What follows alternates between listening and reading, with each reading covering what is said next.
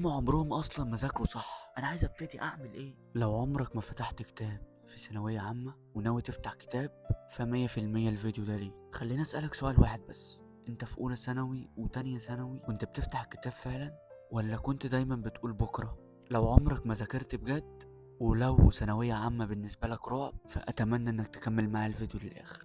خليني أكون كده واضح معاك من الأول، أنا مش جاي أقولك إزاي تلحق المنهج كله، ولا جاي أضحك عليك بكلمتين وأقولك ولا يهمك سهلة شطور.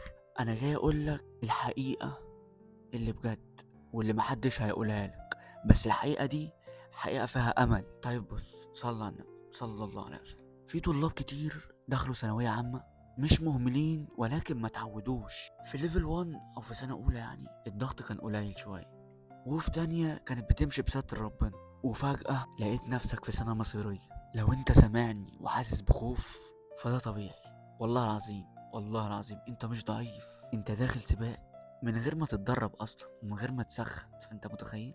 المشكلة مش فيك، المشكلة انك بتقارن نفسك بحد بقاله سنين بيجري وبقاله سنين بيذاكر. اخطر جملة بتكسرك وهي انا متأخر قوي مش هلحق. الجملة دي بتشلك حرفيا، بتشلك، بتخليك حتى مش عايز تفتح كتاب. دايما بلاقي عندي كومنتس في الفيديوز بيقولوا لي دايما انت ليه فاهمنا؟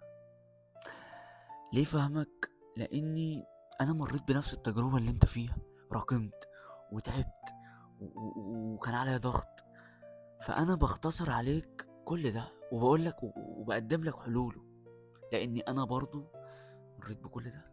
فخليني اقول لك الصح، انت متاخر مقارنه بغيرك، بس مش متاخر عن نفسك. فكل اللي انا عايز اقوله لك، لو ما ابتديتش فاتمنى تبتدي، اتمنى. وربنا عمره ما حاسبك على اللي فات الا لو فضلت واقف عنده. ربنا بيحاسب على النيه، على السعي. وربنا سبحانه وتعالى قال في كتابه الكريم، بسم الله، وقل يا عباد الذين أسرفوا على أنفسهم لا تقنطوا من رحمة الله. رحمة الله يعني حتى اللي باب الرجوع مفتوح، في فرصة قدامك، في والله العظيم. يعني احنا في شهر واحد، والله العظيم في فرصة، اقسم بالله في فرصة.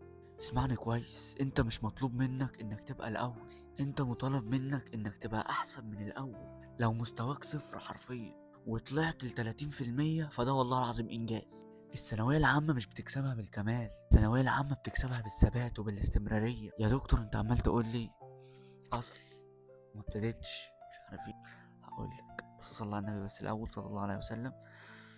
واتمنى انك تدعي لي ان ربنا ينجحني، لان انا في اشد حوجة لله، واتمنى انك